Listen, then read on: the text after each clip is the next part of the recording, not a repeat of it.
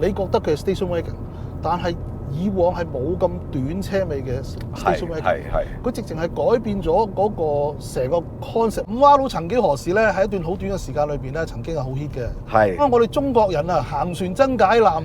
月餅啊，我賣先。我哋而家圓形月餅盒一早就知道啦，放4個同放5個咧，個月餅咧其實係冇數嘅。你放5個月餅細翻嘅，即係我應該儲錢去買一架。雖然我唔識唱歌又唔識跳舞，但我識煮餸嘅。係嘛？我都應該有資格去買架 RS4 應該。喂，龍 Sir， 2000年初咧出呢一架 RS4 咧，哇！我真係當係 dream car 㗎。包括我在內啊，好多人當佢係 dream car。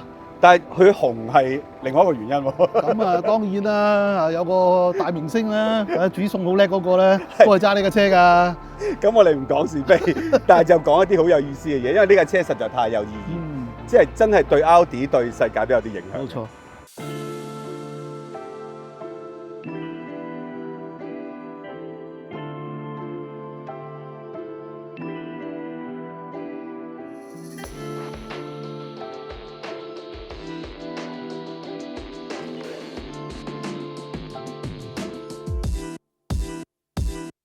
哇，龍 Sir， 即係就算我係做汽車雜誌咁多年，揸過嘅棍波 Audi 都十分少啊！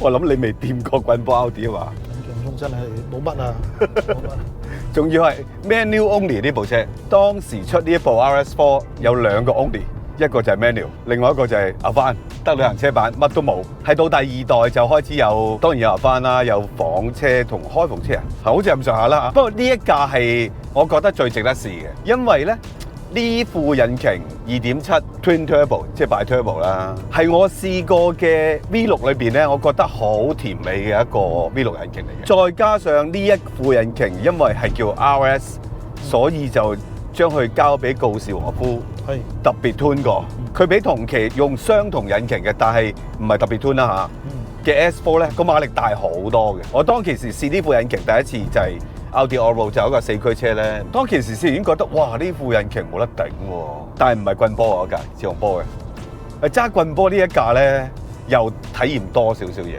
佢冇咗個波箱嘅幫助之後咧，你更加睇得真個引擎係點樣。我覺得呢架車嘅 performance， 如果你係揸過2000年之後嘅 direct injection，即係Volkswagen 嘅 family屬下嘅產品咧，啲 FSI 嗰啲啊嘛，你就覺得喂冇乜嘢啫，都係咁啫係嘛？但係你諗下，呢架車係90年代嘅產品，嗰陣時未有 direct injection 低壓 turbo， 未有。但係你留意咧，佢嗰個扭力曲線咧，竟然係有今天 direct injection turbo 嗰度一段好平嘅，係啊，由2000幾轉一路去到6000轉嘅平直嘅400幾牛頓米，400幾牛頓米係啊，一個闊度，同時佢嗰個最大嘅馬力咧係去到成7000轉出現。咁所以咧呢架直情佢個性能咧已經係概括 cover 埋今天嘅所謂先進嘅 engine。你講緊90年代啊，呢個都唔係 direct injection engine 嚟㗎。唔係啊，係啊 multiport 嚟嘅。佢純粹就係靠調整個 turbo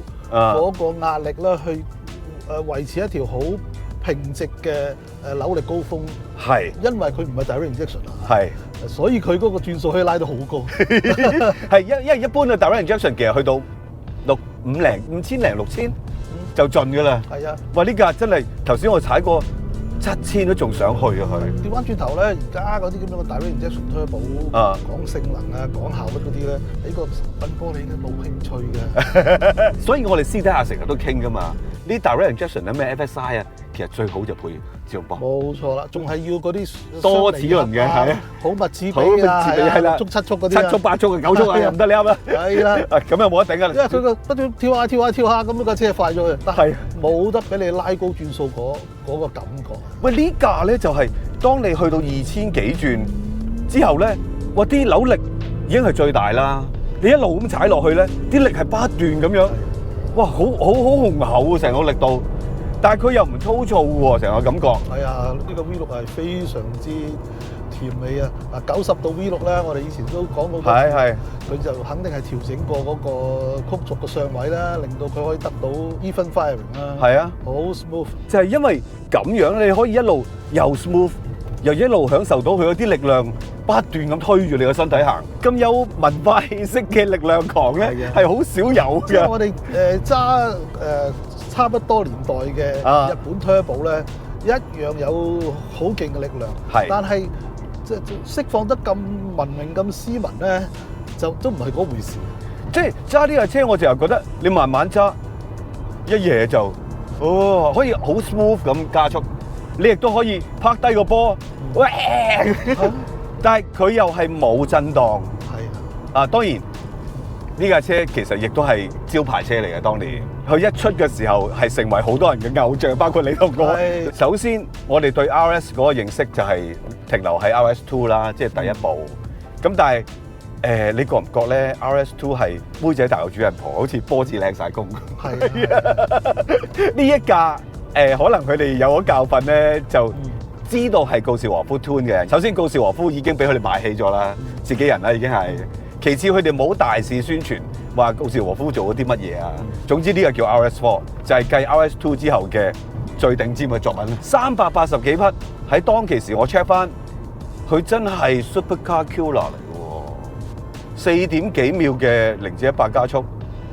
你諗下當其時嗰個法拉利360 Modena 都係400匹嘅啫喎，996嘅 GT3 360匹到，細過呢一部。呢架車報出嚟嗰個最大馬力360幾匹啦，峰值扭力係40幾 kgm。嗱咁樣嘅扭力，但係當你用盡晒嘅時候咧，你覺得個車仲係好輕鬆咧。即係話其實呢個 engine 嘅底子咧，只要你輕輕搞少少嘢咧，就已經喺賽車級別嘅500-600匹係冇問題嘅。係啊，但係嗰陣時佢一出，我係有啲愕然嘅。佢有少少跟 BMW M 嗰種做法，成個 body 差唔多大部分嘢重新做過，即係包括個頭沙板、尾沙板。泵把啲唔使講啦，你望到個形態就已經覺得同普通嘅 A40 係好唔一樣。再睇真啲，哇！呢啲 panel 係真係需要重新個模都要做過喎。呢種做法咧，其實喺寶馬 M 嗰度係不嬲都係咁做嘅。佢哋唔係常規 BMW 嘅一個分支嚟嘅，佢係喺間車廠嚟嘅。我要做 M3，我要做 M5，我就由頭將個 body 做到啱為止。咁所以架車嘅賣價通常都比較貴啲。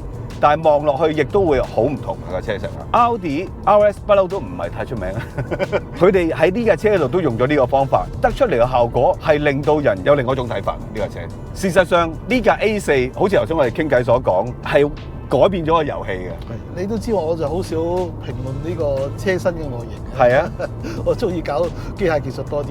但係呢架車真係不得不講一講佢個外形。福士集團由60年代中期啦，喺 Benz 手中攞咗 Audi 嘅控制權啦。咁但係當時我哋所見到嗰啲咩 Audi 啊、100啊、80啊，嗰啲係90啊，嗰啲係咧，都係一啲好老餅嘅車嚟。呢架 A4咧，完全係改變咗個廠方嗰個形象，而且呢架 Advance 就更加係改變中嘅改變添啦。即係佢唔單止係一個翻天覆地嘅 A4啦，再將個 A4咧做呢一架咁樣嘅嗱，你覺得佢係 Station Wagon， 但係以往係冇咁短車尾嘅 station wagon，佢直情係改變咗嗰個成個 concept。喺未有 SUV 嘅年代，大家又想唔損害性能，但係又想增加你嗰個實用性啊！係啊！喂，你諗下以前嗰啲 wagon，你睇下嗰啲 Volvo 嗰啲8人啲 wagon，你知道啦。係呢個短尾 wagon咧，哇！影響咗好多車㗎，後來好多車都唔好話抄啦嚇，即係受佢影響啦。同埋你睇下呢個外形咧，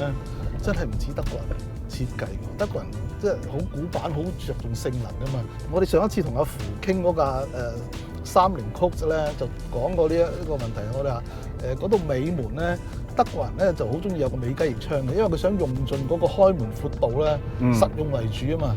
但係呢一架咧，你見到咧係冇咗嗰個尾三角窗嘅。係啊，佢寧願將個門做短啲，嗱，情願你上落嘅時候咧，小心下你個膊頭唔好撞到嗰個線柱啊。咁但係咧，因為佢喺個 wagon 緊後邊仲有一個窗，如果再架床疊屋整個三角窗喺度咧，就好笨重噶啦，望落去係啊，就唔靚仔咯，唔瀟灑咯，係咯，唔瀟灑咯。咁所以呢個喂德國車嚟噶喎，點會突然之間咁 trendy 啊嚇，咁醒目呢個樣，即係眼前一亮啊！令到人嗰個年代咧，Audi 真係好着重個設計嘅，其他都係可能先行功能先再講個設計。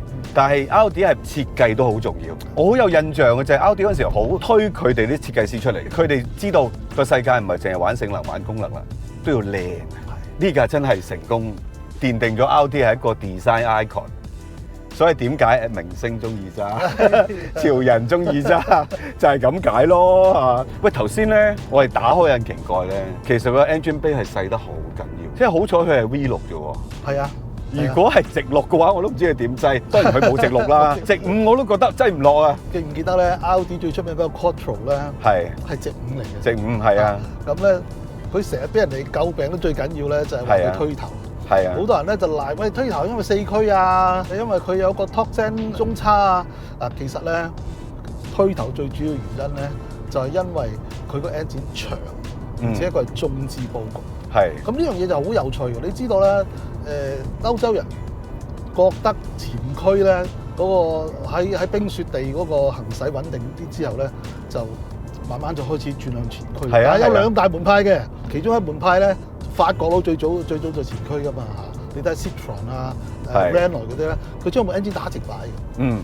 但係打直擺就有個問題啊，因為 engine 出嚟就有個波箱啊嘛。嗯。咁你個波箱你啲力量又要翻轉頭。喺個波箱走出嚟㗎。係啊。咁即係話咧，如果你將佢打直擺嘅話咧，你成部 engine 必須要放咗喺個前軸之前。係啊。咁喂。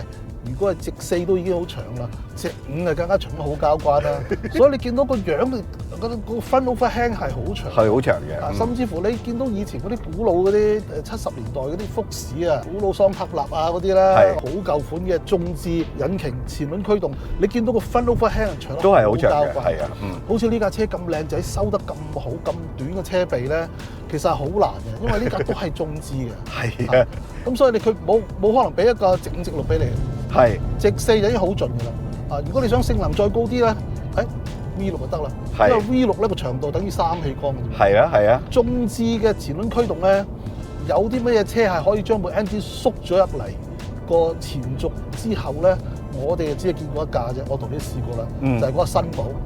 哦，新寶個好奇葩嘅，佢將部 engine 騎咗喺波箱上。係啦係啦，新寶係即係咁都俾佢諗到，我哋真係好佩服嘅。但係個車頭咪好高咯。係啦係啦，咁啊新寶嘅車頭高 ，Audi 咧出名嘅車鼻長。呢樣嘢係令到佢轉向不足。另外一個缺點咧，就有啲評論都講過嘅，就係嗰個 aerodynamics 係好難做得好嘅，因為你前邊太長嗰嚿嘢。但係福斯集團會覺得咧，如果我馬力係大。我要做一個前輪咧，如果打橫擺長短濕咧，就始終係一個穩定。打直擺咧，令到兩條橫濕嘅長度一樣咧，穩定性就會強啲。咁所以咧，當其時咧，呢樣嘢仲喺個十字路口度，你又話你嗰套叻，佢又話佢嗰套叻。時至今時今日，仲有冇車係中置前驅兩條濕一樣長度嘅咧？掃把佬啊！係啊，掃把佬勉強都算係啦，但係掃把佬留意佢部 engine 係水平對向，其實即係打直係兩個缸嘅，即係長度得兩個氣缸，所以就唔影響佢嗰個車頭嘅重量。仲有冇咧？我諗啊，4氣缸或以上嘅應該都冇啦，唔會有人咁傻啦。即係個時代已經覺醒咗啦。係啊，好多評論都話呢架車會有啲推頭嘅。咁呢一個佈局令到佢推頭，肯定係一個原因嚟嘅。呢個四驅會唔會都係咧？其實反而呢個四驅咧，會令到佢推頭惡化咧。我覺得嗰個影響就唔會好大。但係呢個四驅咧，唔能夠令到後來再發展出嚟嗰啲四驅咁樣咧，去幫佢矯正呢樣嘢嘅。譬如話將車尾嗰個gear ratio 行快啲，等佢轉彎嘅時候咧，個車尾喐得快啲，去令到嗰個推頭減少。嗱，呢架車仲未有。呢架車仲係承繼咗當年 Audi Quattro 嗰種啦，係用50/50嗰個尾牙嘅。咁再加上一個 torque gen，佢唔會經常 lock 你噶嘛，佢係有需要先 lock 你。好多人都話：咁啊 lock 咗個推頭啦，但係唔係嘅，其實佢係未 lock 你嘅時候咧，本身個重量分佈令到佢推頭。喂，但係我哋頭先睇嗰本德文嘅 catalog 咧，哇，佢有樣好先進嘅嘢喎，今日嘅車都用緊嘅喎。不如換個位置，你繼續講好唔好啊？好。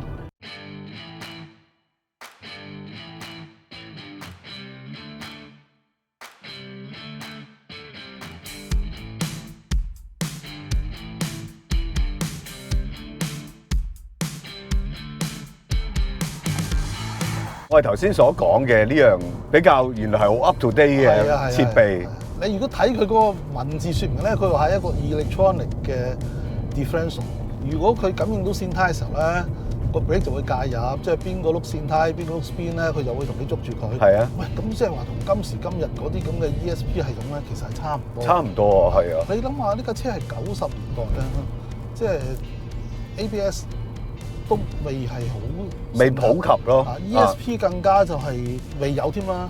係啊，其實嗰陣時已經有呢啲嘢。係有啲類似而家嘅 Torque Vectoring 喎，係嘛？不過冇咁主動嘅。可能都真係咁樣嘅，佢哋研究咗啲最好嘅嘢，梗係首先喺啲最高嘅型號嗰度慢慢放出嚟啦。係。之後再下一次先至放喺啲普及啲嘅車型嗰度。係一個技術咁辛苦研究出嚟，都要俾啲時間佢賺錢嘅，唔可以一次過放晒出嚟，冇新嘢諗㗎嘛。喂，事實上呢架車其實用嘅機械嘢係真係勁喎。高士和夫替奧迪做嘅只係做過2副引擎嘅啫，第一副就係呢個啦，第二個就係 RS6啦，跟住就冇再做啦。另外就係其中一樣嘢，我覺得喺量產車係比較少見，特別係呢個級數，就係浮動碟喎，大佬。係啊，佢啲碟係浮動嘅喎。係啊，前後都係喎，即係好少嘅。佢大貨一定唔係呢樣嘢先。咁用呢樣嘢，仲要係配一個好巨型嘅碟喎。個卡鉗唔算好大嘅，前邊2活塞，後邊1個活塞。但係你話卡鉗都係浮喎佢。佢都 anytime 都可以捉住個碟啦，即係唔需要有啲反應時間，因為如果是但一樣嘢固定咧，咁啊梗會有虛位噶嘛。係。咁有虛位嘅話，當你踩嘅時候需要去時間去彌補呢啲虛位，但係當你兩樣嘢都浮動嘅時候咧，永遠都係跟住你行。你要 brake 嘅時候咧，個反應時間都會快咗好多。咁而家一啲貴嘅車咧，咁樣嘢係都係差唔多標準裝備。係啊，即係好普遍啦而家就。講翻句咯，呢個係20幾年前咧，就將佢放咗喺啲好頂級型號裏邊先會有咯。但係你諗下 A4 喎，即係 A4 當然係算係奧迪當其時嘅入門版嘅車，嗰陣時都未有 A3，我記得。即係你喺一個初級入門版嗰度，雖然你配咗最勁嘅嘢落去，但係啲人都幾難接受嘅喎。係啊，1分錢1分貨啊！呢架車係比起嗰啲標準大貨，我諗貴成倍都唔止。有，如果我冇記錯咧，打觀眾或者correct me 啊，應該新車行貨賣80-90萬，99年2000年喎，80-90萬喎。你想點啊？奧迪係咪先？仲要一架細車嚟嘅啫喎，好老實。後座頭先你都坐過啦，都幾窄下喎。等同當其時嘅3係咪賣呢個價位？但係大佬 M3 人哋鬥過好多場車，去同自己貼咗啲金塊咁上去嘅喎。奧迪係冇喎，但係你唔好理 Wagon 有咁嘅性能係得佢嘅啫。嗰陣時 M3冇嘅。咁好明顯，福士集團就係想利用奧迪呢個品牌去染指高性能同埋高價位嘅車啦。係啊。咁但係人哋賓士寶馬已經係坐穩咗嗰個位置好耐啦嘛，所以一定要做啲嘢咧係與眾不同，呢啲所謂 niche 嘅嘢。係。咁先可以奇君突出噶嘛。即係包括頭先我哋所講嘅喺個 design 上邊，我走另外一個套路。咁我喺啲高性能嘢，亦都走另外一種套路。首先，你哋都係後驅，我做前驅先。係。咁但係前驅之餘咧，佢就諗咗不如4驅啦，4驅更有利我釋放大馬力啊嘛。佢又出名嘅4驅係嘛？咁4驅 Quattro 成功之後咧，就將 Quattro 呢樣嘢就放落去佢哋旗下嗰啲產品裏邊嘅高型號裏邊。你由 A4 呢啲即係90年代中期開始咧，你見到奧迪嗰個名聲係響起嚟，係啊，響咗。嗰個銷售咧，亦都係上到快。呢個 B5 系列嘅可以講係真係奧迪嘅招牌作嚟嘅，可以改變咗成個車廠嘅命運，真係好嘢嘅。喂，但係呢部引擎有個 point 我想再講一講嘅，呢個告士和夫引擎咧，當然佢係乜都改晒嘅，差唔多盤頭啊、intake 啊、outtake 啊，總之你噏得出嘅大部分都改晒嘅，所以你當佢一副全新引擎都可以嘅。不過有一個 point 就係。呢部引擎咧用喺呢個車咧係極少，同埋個壽命係好短。其中一個原因會唔會就係5瓦佬嘅原因咧？冇錯啦，5瓦佬曾幾何時咧喺一段好短嘅時間裏邊咧，曾經係好 hit 嘅。係，尤其是你追求高轉數咧，大家都認為5瓦佬咧，唔好頂啦嚇，3入2出啊，入多啲氣咪搞掂咯。所有都係氣流嘅啫嘛嚇。俾個窿大啲，入多啲氣。後來咧，啲人發覺咧，原來俾個圓形俾你咧，你畫4個圓圈任你進畫。同畫5個圓圈啦，任你進畫，嗰個面積咧畫出嚟差唔多。即係老實講啦，我哋中國人啊，行船真解難，月餅啊，我賣先。我哋而家圓形月餅盒一早就知道啦，放4個同放5個咧，個月餅咧其實係冇數嘅，你放5個月餅細翻嘅。咁咧，所以咧用咗一段時間之後咧，你話佢有冇好處咧？係有啲啲嘅，可能講緊1-2%嘅。但係咧，後來嗰個技術發展趨向咧，就係 direct injection。喂，direct injection 咧，你個盤頭咧，除咗有火嘴之外咧，仲要俾位個接住。係啊。咁有咗呢味嘢之後，佢唔使玩啦。所以從此咧就冇乜人再玩五馬佬啦，已經。係啊，喂，即係五馬佬係曾經係高性能嘅代表嚟嘅。即係大家又講下邊架車係五馬佬，當然我哋係知嘅。大家留言講下，但係你覺得揸呢架車啊，係咪仲係 dream car 咧？揸完之後？比我想象中更加 dream 開心嘅就係我估唔到佢嗰個高轉咧，係咁好，因為歐洲人一向咧，大部分嘅車廠咧都唔係咁追求咁樣嘅高轉，即係除咗意大利車廠，但係意大利車廠要做咁嘅高轉咧，佢犧牲好多嘢，即係佢用好大嘅彎路夾角啊，令到嗰個低轉咧，噼噼啪啪咁多順，佢係追求極致嘅高轉咧。只有個別意大利廠係咁做，但係成個德國你見到冇幾多間廠係願意將佢嘅車係整到咁高轉。究其原因咧，就係可能為咗好揸啦，因為佢哋中意揸棍波嘛。如果你低轉唔得嘅話，棍波係好難揸。仲有佢真係冇犧牲到低轉嘅，即係你 bi-turbo 兩個都係一個正規嘅 turbo 嚟嘅喎。雖然佢唔係好大嘅，我知道。咁但係你都係一個經過 Cosworth 之後係一個大輸出嘅特性嚟㗎嘛，低轉唔差㗎呢架嘢，低轉唔嘈唔震，高轉越上越爽越穩定，氣定神閒咁，佢就已經係6-7千轉啦。呢啲真係邊度揾啊？係啊，呢啲劍道嚟喎，大佬啊，係嘛？劍先係咁樣㗎喎，唔係大刀嚟喎。意大利佬啲可能係大刀嚟㗎喎，哇！所以呢架車係好特別，呢個引擎係好特別。不過咁多年嚟，其實佢只係做過6030部到，咁當中好似得幾百部係右軚，勁少右軚。但係而家呢架亦都未成為嗰啲炒到貴晒嘅車啊！所以我哋講完之後可能會嘅，冇啦。養呢架車嘅朋友都養咗，哇，都有20年。講得好啲，即係佢唔會買，你放心啦。係，佢都仲係成日揸住嘅啊。咁佢整個嘢唔算好特別多嘅，咁有啲損耗嘢啦。Turbo 佢整過嘅佢，咁去做咩啫？都幾扯喎！大家唔好同電車比啊！你如果留言同電車比嗰啲，麻煩你繼續喺度自説自話啦嚇。我哋而家講緊你啲機械工程嘅藝術嚟嘅，唔係撳個電掣嗰啲嘢嚟。但係呢架車我相信喺 Autobahn 係啊，係完全唔驚係啊車嘅。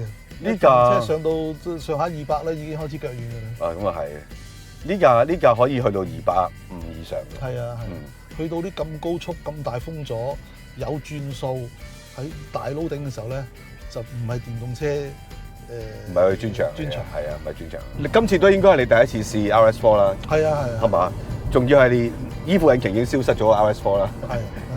開唔開心先呢架？開心啊！真係開心喎！即係我應該儲錢去買一架，雖然我唔識唱歌又唔識跳舞，但我識煮餸嘅。係嘛？我都應該有資格去買架 RS4。要留長頭髮，有條滴水喺度嘅要。咁大家對呢架車有咩問題咧？留言啦。可能好多朋友係關心啦，呢架車難唔難養啊？諸如此類啊。我都會問下養呢部車養咗20年嘅朋友嘅。當然要 subscribe 我哋 YouTube channel 啦嚇。新嘅一年我哋嘅目標講明係衝到20萬嘅訂戶㗎嘛啊！仲有 Facebook IG 啦。咁如果有興趣參加我哋嘅 YouTube 會員嘅，可以撳個加入掣。咁我哋會安排一啲車聚，大家傾下偈，遊下車河咁嘅，唔係飛車一隻啊，遊下車河，純粹係互相認識下啫。好啦，嗱，咁今日就到此為止啦。哇！乜咁快到此為止啊？喂，都未揸夠，飛多2轉先啦。老 Sir，你以前寫書成日都話推背感就係呢啲啦。佢唔單止2波有推背感，3波、4波都有，好勁嘅真係。喂，又嚟啦！3波都得喎。係啊，即係3波仲過癮，仲綿長啊！仲綿長啊，係啊！呢啲就係 engine 過癮嘅地方啊！